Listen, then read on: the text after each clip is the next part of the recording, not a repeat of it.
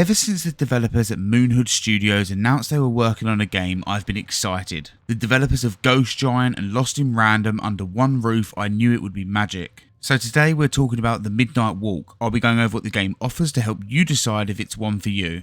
First off, before we jump into the review, I'd like to remind you all to hit that subscribe button, leave a comment and a like. The support really means a lot to me, so without further ado, let's crack on with the review. As many will be aware, this is a hybrid game and therefore I played all of it in VR. This review will be covering the game from a VR perspective, however the core elements remain the same. As you can imagine, this game has a story, one that is filled with so much, and seriously it's one of the best things about this game. I'll briefly go over what the story is about. You play as the burnt one who embarks on the journey of the Midnight Walk. Along your way you'll meet your companion Potboy. With the help of his flame you'll travel together, unravelling various stories and encountering a wide variety of characters and monsters. From the initial narration and world building, I knew this story was going to be both twisted and magical, but it blew my expectations out of the park. I found some of the stories to be incredibly heartfelt and it's been wrote with so much depth.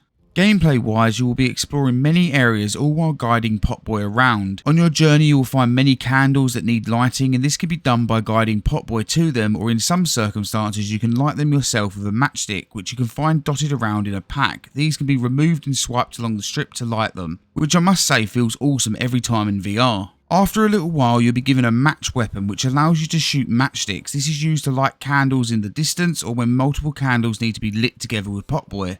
Along your journey you'll encounter various enemies. Some may chase you and others may lurk around certain areas, meaning you'll have to sneak, but with the candles it adds a distraction element to the game. Now it's worth noting that this game is in no way a combat game, and majority of the time you'll have to run, sneak or hide during encounters. Another really cool feature of the game is closing your eyes. This is used to open new parts of an area, and some enemies will require you to close your eyes as well. Thankfully with the PSVR2's eye tracking this works fantastically. During your time you'll be guiding Potboy and searching for collectibles which are hidden behind little doors. These range from clay figurines to movies, all adding more depth to the game. Overall the gameplay is fun and engaging but not too overwhelming. It keeps you on a linear path so you can experience both the gameplay and the story. I'd also like to add that there was never a moment where I found it boring or tedious. It was fun throughout the entire duration. Now I want to add a little section here as it ties in with the gameplay, story and graphics. This game is creepy, it's twisted and at times a little spooky. However, I wouldn't consider it a horror game in the conventional sense. Some moments may make you jump, but this is due to how great things look. If I can compare its style to another game, I'd say think of Little Nightmares.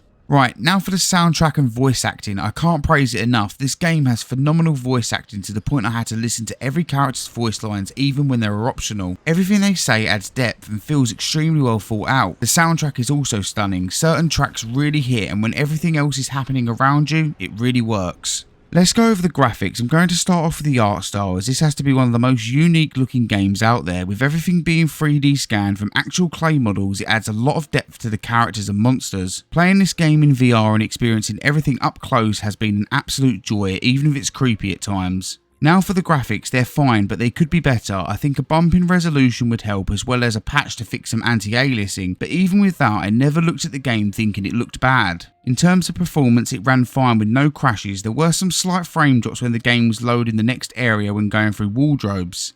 Let's talk about the settings. The game has smooth and snap turning and full locomotion movement. There is also a few other comfort settings to aid you if needed. I'm also happy to say this game can be played seated and I played the duration of the game that way. Now for what I didn't like. Personally, in terms of the game itself, there wasn't much I didn't like. However, in terms of performance, I think some patches could aid this game. Not that anything is unplayable, but I think it would smooth it out a bit more. I had times when I couldn't move my hand and had to close the game. There was another moment I got stuck in a wardrobe and had to return to the main menu. These are all things that are easy to fix yourself, but I know if they patch it, these will be sorted. If there are any trophy hunters out there, I'm happy to say the game does have a platinum, which pretty much consists of completing the game, getting all the collectibles, and there are a few miscellaneous ones as well. Overall, The Midnight Walk has been an absolute gift to experience, and it's made its way up there as one of my favourite games. The story is both creepy and heartwarming and really does a fantastic job at gripping you in and getting attached to the world and your companion Potboy. From the fun but linear gameplay, art style and stunning soundtrack and voice acting, The Midnight Walk is a game everyone needs to experience, and after completing the 3 to 4 hour story I wanted to instantly play it again. So should you get this game? In short, yes, it's great and I didn't want it to end. However, if you're not a fan of story games or linear experiences then you may not enjoy it that much. This concludes my review for the Midnight Walk. If you've enjoyed this video, then make sure to stick around. I cover PSVR2, Quest and PCVR, so I'm sure you'll find something of interest. Thanks for watching and have a great day.